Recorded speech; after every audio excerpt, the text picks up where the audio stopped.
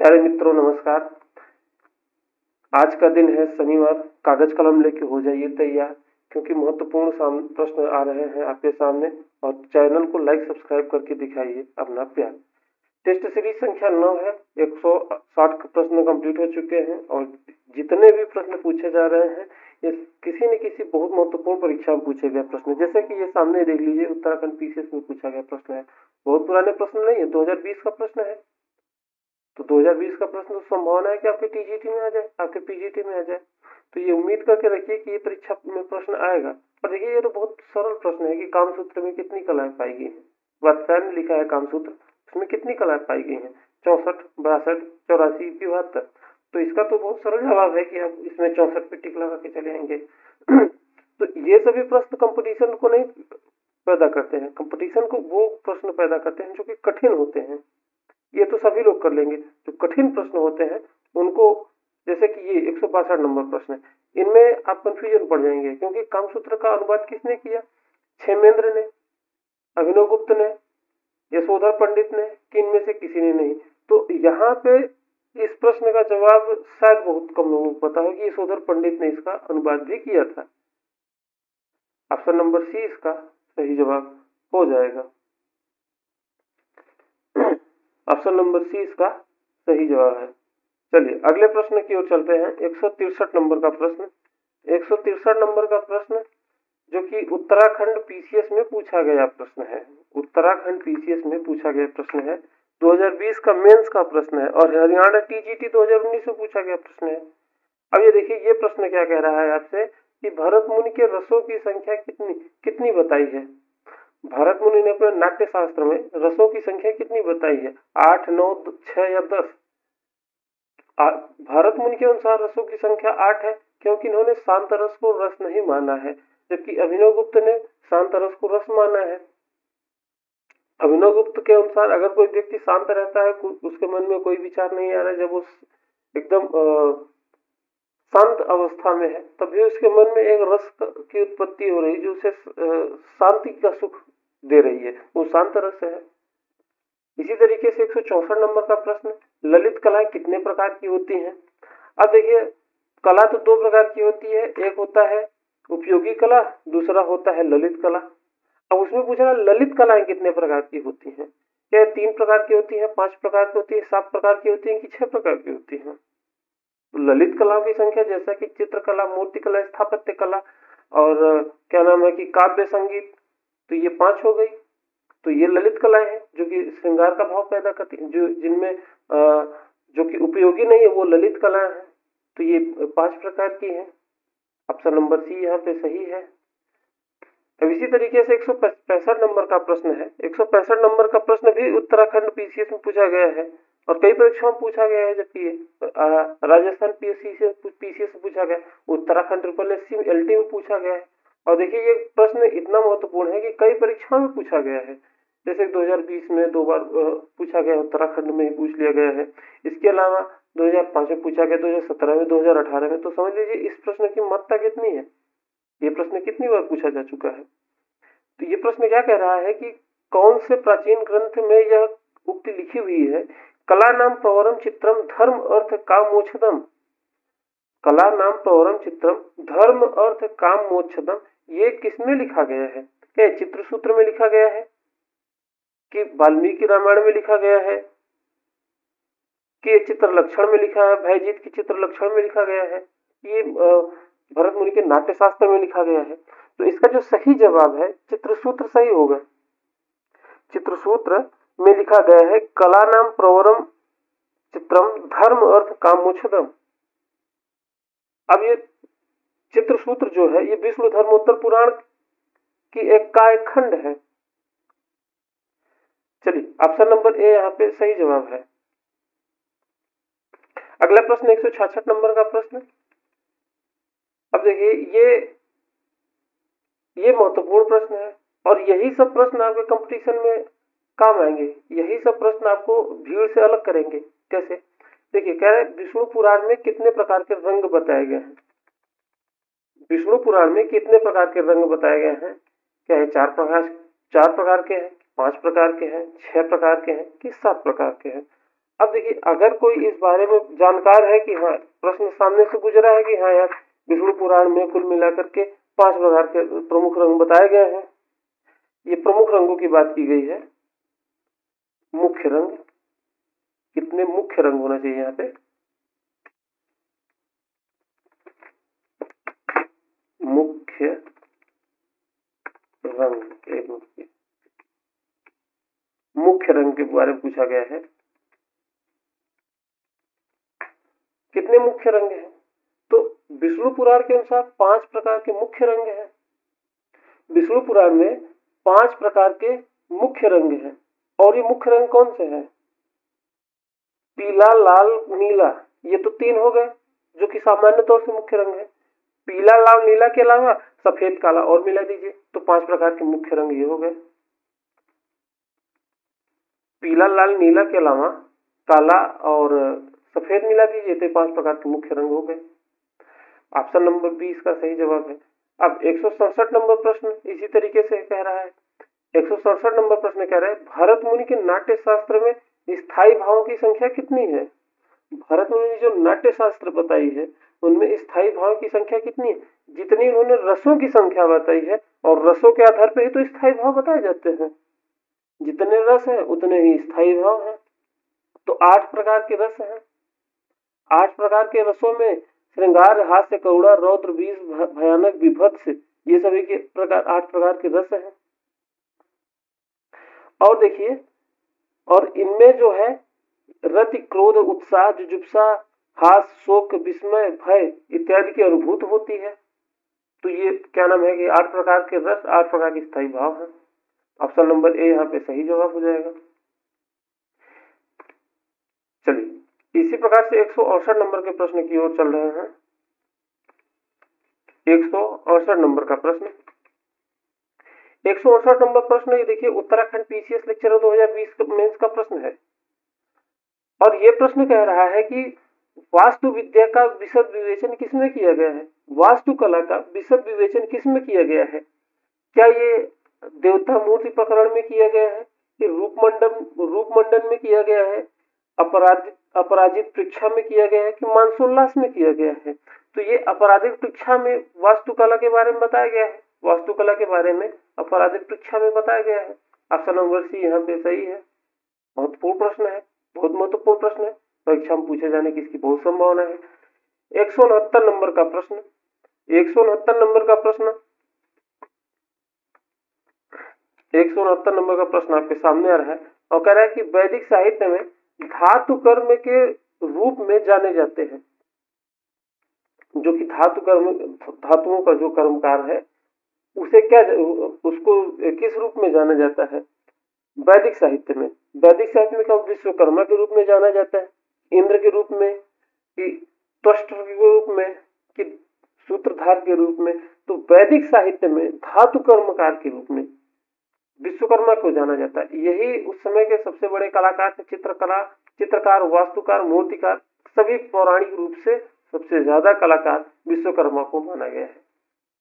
विश्वकर्मा मतलब विश्व के जो कर्माकार, विश्व के रचयिता है, एक तरीके से ये समझिए। हालांकि विश्व के रचयिता तो ब्रह्मा को माना जाता है, लेकिन जो चित्रकला, वास्तुकला, मूर्तिकला के रूप में जो महान है वो विश्वकर्मा के रूप में जाने जाते हैं। अब देखिए अगला प्रश्न है कौशेय वस्त्र। ये कौशेय है, ये कौशेय है। कौशेय वस्त्र होते हैं, क्या होते हैं? ऊनी होते हैं, कि सूती होते हैं, रेशमी होते हैं, या इनमें कोई नहीं होते? कौशेय वस्त्र, कौशेय वस्त्र, इसको इस तरीके समझिए। कौशेय मतलब केस, केस कैसा अच्छा लगता है? रेशमी, कहते हैं ये रेशमी जुल्फे, ये सरबती आंखें, इन्हें देखकर जी रहा है कोई। तो ये कौशेय मतलब रेशमी। तो ऑप्शन नंबर सी यहाँ पे सही हो जाएगा, रेशमी जुल्फे, इस तरीके से याद हो जाएगा। अब इसी तरीके से प्रश्न संख्या 171 हरियाणा टीजीटी का प्रश्न है। हरियाणा टीजीटी में ये प्रश्न पूछा गया और कहा गया कि समाज की भौतिक आवश्यकताओं को पूर्ति करती है। क्या पूर्ति करती है? उपयोगी कला या व्यावसायिक कला, जैसे कि पढ़ाईगिरी हो गया, सुनारगिरी हो गया, ये सभी तो उपयोगी कला में आ जाएंगे। काव्य कला क्या सामाजिक समाज की भौतिक आवश्यकताओं को पूरा करता है। संगीत कला की नाट्य कला, देखिए जो समाज की आवश्यकताओं को पूरी करता है वो उपयोगी कला या व्यवसायिक कला कहलाती है। इसके अलावा अन्य कलाएं जो है जैसे कि ये सभी होती हैं, ये तीनों जो है काव्य, संगीत और नाट्य, ये तीनों जो है ये आपकी ललित कला में आ जाएंगी, ये आपकी ललित कला में आ जाएंगी, तीनों ललित कला में जाएंगी, बाकी वो जो है उपयोगी कला में आ जाएगी। चलिए अगला प्रश्न जो है 172 नंबर का प्रश्न है। कह रहा है कि किस भारतीय ग्रंथ में रस सिद्धांत पर चर्चा की गई है? विष्णुधर्मोत्तर पुराण में की गई है क्या? इसमें तो चित्र सूत्र के बारे में बताया गया, चित्रकला के बारे में बताया गया है, रस सिद्धांत के बारे में तो बताने के। सामवेद में गीत संगीत के रूप में श्लोक को बताया गया है। कामसूत्र में क्या बताया गया है? तो कामसूत्र में भी नहीं बताया गया। नाट्य शास्त्र में भरत मुनि के नाट्य शास्त्र में ही बताया गया है कि रस 8 प्रकार के होते हैं। शांत रस के अलावा जो अन्य 8 प्रकार के शेष रस बचते हैं वो आपके इन्होंने बताया है। तो ऑप्शन नंबर यहाँ पे डी इसका सही जवाब है। हरियाणा टीजीटी में पूछा गया प्रश्न है। इसी तरीके से 173 नंबर के प्रश्न पे चलते हैं जो कि हरियाणा टीजीटी 2018 का प्रश्न है। ये दोनों कलाओं में चित्रकला को सर्वोच्च स्थान किस पुराण में दिया गया है? जो कला में 4-5 प्रकार की कला हमने बताया, चित्रकला, वास्तुकला, स्थापत्य कला, संगीत और काव्य, इनमें से चित्रकला को किस पुराण में सर्वोच्च स्थान दिया गया है? इनमें से सर्वोच्च स्थान किसमें दिया गया है? क्या ये आपके अग्नि पुराण में, विष्णुधर्मोत्तर पुराण में, कि ब्रह्म पुराण में, कि आपके गरुड़ पुराण में? तो ये सबसे जो महत्वपूर्ण है कि सर्वोच्च स्थान चित्रकला को दिया गया है। ये अग्नि पुराण, ब्रह्म पुराण और गरुड़ पुराण में नहीं दिया गया, बल्कि विष्णुधर्मोत्तर पुराण में दिया गया है। ऑप्शन नंबर बी यहाँ पे सही है। विष्णुधर्मोत्तर पुराण के अनुसार चित्रकला सभी कलाओं में सबसे महत्वपूर्ण कला है। जो अभी हम लोग इस श्लोक की चर्चा किए थे, उसके अनुसार ही तो ये है, कला नाम प्रवरम चित्रम धर्म अर्थ काम मोक्षदम। और ये विष्णु पुराण के चित्र सूत्रम में इसका वर्णन किया गया है, खंड 3 में। चलिए अगले प्रश्न की ओर चलते हैं। 174 नंबर का प्रश्न कह रहा है कि 174 नंबर का प्रश्न आपसे कह रहा है कि उस एक को चुनिए जो अन्य 3 से भिन्न है। अब भिन्न कैसे है? जैसे चित्रकला है, मूर्ति कला, संगीत कला और नृत्य कला। ये जो चित्र, मूर्ति और नृत्य कला है, हमें लगता है ये तीनों दृश्य कलाएं हैं, बल्कि जो संगीत कला है वो दृश्य कला नहीं, और साथ ही साथ ये रूपात्मक कला है। चित्रकला, मूर्ति कला, नृत्य कला रूपात्मक कला है, स्थायी कला है, अचल कला है, जबकि संगीत जो है चल कला है। संगीत है, चल कला है, और इसीलिए ये तीनों से भिन्न है। ऑप्शन नंबर सी यहाँ पे सही होगा, क्योंकि संगीत को आप दूर से बैठ के, काव्य को, संगीत को दूर से बैठ के सुन सकते हैं, जबकि आपको चित्र, मूर्ति और नृत्य को देखने के लिए आपको स्वयं जाना पड़ेगा। इसलिए ये तीनों कला स्थायी कला है, अचल कलाएं हैं, ये कहीं की चल के नहीं जाती। जबकि संगीत कला, काव्य कला चल कलाएं हैं, ये आपको दूर बैठे हैं, कहीं मान लीजिए थोड़ी दूर पे भजन कीर्तन, गीत संगीत, ऑर्केस्ट्रा, डीजे डांस, जो कुछ भी हो रहा है आप दूर से ही मजा ले सकते हैं, आनंद का अनुभव कर सकते हैं। 175 नंबर का प्रश्न, इनमें से कौन सी प्लास्टिक कला नहीं है? ये 4 कलाएं दी हुई हैं और कह रहे हैं इनमें से कौन सी प्लास्टिक कला नहीं है। अब देखिए, मूर्तियां प्लास्टिक की बन सकती हैं, चित्रकला प्लास्टिक पे भी चित्रकारी हो सकती है, संगीत क्या प्लास्टिक पे संगीत गाया जा सकता है क्या? संगीत जो अदृश्य है, अमूर्त है, वो प्लास्टिक का कैसे होगा, या किसी धातु या अन्य चीज का कैसे हो सकता है? जो अमूर्त है वो मूर्त कैसे हो सकता है? इसलिए संगीत कला जो है वो अमूर्त कला है, और वो प्लास्टिक कला या किसी प्रकार की भौतिक वस्तु की कला नहीं है। 176 नंबर का प्रश्न कह रहा है कि किस कला के ग्रंथों में वित्त चित्र, अविद्ध चित्र और रस चित्र, धूल चित्र का वर्णन मिलता है। ये जो 4 प्रकार के चित्र हैं, मतलब कह रहा है कि वित्त चित्र, अविद्ध चित्र, रस चित्र और धूल चित्र, ये किसमें इसका वर्णन किया गया है? तो ये किस समय में इसका वर्णन किया गया है? तो ये उपनिषद काल में इनका वर्णन किया गया है। ऑप्शन नंबर ए यहाँ पे सही हो जाए, थोड़ा बड़ा हो गया था, सही है, उपनिषद काल इसका सही जवाब है। याद रखिएगा, चित्र के 4 चित्र के प्रकार में विद्ध चित्र, अविद्ध चित्र, रस चित्र और धूल चित्र 4 प्रकार के बताए गए हैं और उपनिषद काल में इसको बताया गया है। बाकी राजपूत काल में तो इस तरीके का वर्णन किया नहीं गया। राजपूत काल क्या हो सकता है? उधर राजस्थानी चित्रकला को राजपूत चित्रकला कहते हैं। हालांकि राजपूत पेंटिंग के नाम से अनंत कुमार स्वामी ने एक 1916 ईस्वी में एक ग्रंथ की रचना की थी, पुस्तक की रचना की थी, जिसमें उन्होंने राजस्थानी और पहाड़ी कला को सम्मिलित किया था। लेकिन उसमें इन्होंने विद्ध चित्र, अविद्ध चित्र, रस चित्र और धूल चित्र का वर्णन नहीं किया था। और मौर्य काल में तो चित्रकला के ज्यादातर प्रमाण प्राप्त नहीं होते हैं। कुषाण कला में भी मूर्तियों का प्रचलन ज्यादा था। हालांकि मौर्य काल और कुषाण काल में आपके स्तूप काफी मात्रा में बने हुए हैं, या स्थापत्य कला या मूर्ति कला का प्रचलन ज्यादा था, लेकिन चित्रकला के बारे में ज्यादा तक कुछ प्रमाण नहीं मिलते हैं। उपनिषद काल इसका सही जवाब है। इसी प्रकार से अगला प्रश्न 177 नंबर का, ये भी बहुत बड़ा हो गया,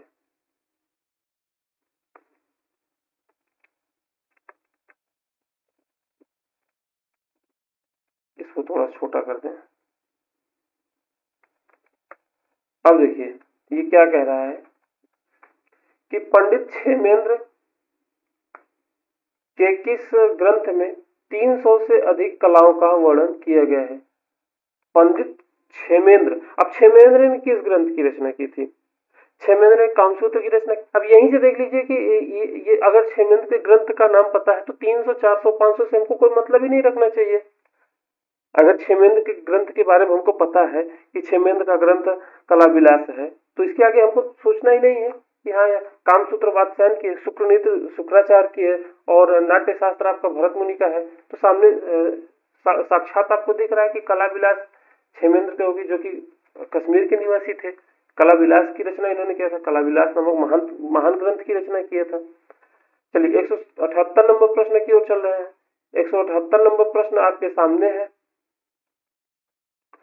और कह रहा है कला शब्द का परिचय सबसे पहले कहां पे हुआ? अब देखिए कला शब्द का परिचय कह रहा है, ये वास्तविक अर्थों में नहीं पूछ रहा है। तो क्या ये रामायण में, महाभारत में, ऋग्वेद में कि अथर्ववेद में? तो सबसे पहले कला शब्द का तो एक बार प्रयोग किया गया है, ऋग्वेद में इसका उपयोग किया गया, इस शब्द का उपयोग किया गया है। और ऋग्वेद में चित्रकला के बारे में भी चर्चा किया गया, क्योंकि जब उसमें आप देखते हैं तो बताया गया है कि चमड़े पे अग्नि देवता का चित्र बनाया जाता था। जब हवन कुंड किया जाता था, हवन किया जाता था, अग्नि देवता को चित्र बना करके वहां पे रखा जाता था। और देखिए अग्नि देवता को मनुष्य और देवताओं के बीच का देवता माना जाता है, उनको मीडिएटर के रूप में माना जाता है, ऐसा पुराणों में माना गया है। ऐसा माना जाता है कि आप अग्नि देवता से कोई बात कहेंगे तो वो अन्य देवताओं ब्रह्मा विष्णु महेश से जाकर के आपकी बात को बताएंगे, आपके प्रार्थना को, आपकी याचना को वहां पे प्रस्तुत करेंगे, ऐसा ही माना जाता है अग्नि देवता के बारे में। तो ऑप्शन नंबर सी यहाँ पे सही जवाब है। अब देखिए अगला प्रश्न 179 नंबर का प्रश्न है, ये भी हरियाणा टीजीटी 2019 का प्रश्न है। अब इस प्रश्न में क्या पूछा गया है? इस प्रश्न में पूछा गया है उपयोगी कला का संबंध किससे है? उपयोगी कला जो है, जैसे ललित कला उपयोगी कला के में बात किया जा रहा है, तो उपयोगी कला का संबंध किससे है? मूर्ति कला से। तो मूर्तियों का क्या उपयोग है? कोई उपयोग नहीं। वास्तुकला से, वास्तुकला को उपयोगी कला में नहीं गिना जाता है। संगीत कला को उपयोगी कला में इसकी गणना नहीं है। जबकि आभूषण कला जो सुनार इसका काम किया करता है, आभूषण का काम या लोहारगिरी का काम, बढ़ईगिरी का काम, ये सभी काम जो है आपके उपयोगी कला में आते हैं। बाकी मूर्ति कला, स्थापत्य कला, वास्तुकला, संगीत कला ये और काव्य कला, ये पांचों आपके ललित कला में इनकी गणना की जाता है। सीधी सी बात, जो कलाएं ललित कला है वो उपयोगी कला नहीं है। चलिए अगला प्रश्न, आज का आखिरी प्रश्न, 180 नंबर का प्रश्न। और 180 नंबर का प्रश्न आपसे कह रहा है, पाणिनि की रचना जो अष्टाध्यायी है उसके बारे में पूछ रहा है कि पाणिनि की अष्टाध्यायी, देखिए ये उत्तराखंड SSC LT 2020 का प्रश्न है। ये कह रहा है कि पाणिनि की जो रचना अष्टाध्यायी है उसमें शिल्प शब्द का उपयोग किया गया है। अब पाणिनि ने अपनी अष्टाध्यायी में दो शब्द का उपयोग किया है, एक चारु एक कारु। चारु कारु को उन्होंने, हालांकि ललित कला उपयोगी कला शब्द का को नहीं वहां पर रखा है, लेकिन उनका अर्थ यही था, ललित कला और उपयोगी। जैसे चारु कला को ललित कला कहा है और कारु कला को उपयोगी कला कहा है, तो चारु कारु हालांकि शब्द अलग है ललित कला उपयोगी कला से, लेकिन काम तो अर्थ वही है। तो इसलिए यहाँ पे ऑप्शन नंबर डी सही हो जाएगा। अगर यहाँ पे चारु कारु होता तो ललित कला उपयोगी कला को हम लोग सही न करते, लेकिन अगर यहाँ पे चारु कारु नहीं है तो आप कह सकते हैं कि ललित कला उपयोगी कला यहाँ पे सही होगा। तो देखिए 180 प्रश्न कंप्लीट होते हैं, बहुत बेहतरीन तरीके से 180 प्रश्न कंप्लीट हुए। और आप अगर यहाँ तक आए हैं तो आप हमें अपना सपोर्ट दिखाइए, चैनल को सब्सक्राइब करिए और वीडियो को लाइक करिए। मिलते हैं अगले वीडियो में, अपना ख्याल रखिए। और अगर कोई आपको डाउट हो, कोई क्वेश्चन हो, कोई क्वेरी हो तो आप कमेंट सेक्शन में जरूर पूछिए। मिलते हैं अगले वीडियो में, अपना ख्याल रखिए। धन्यवाद। जय हिंद।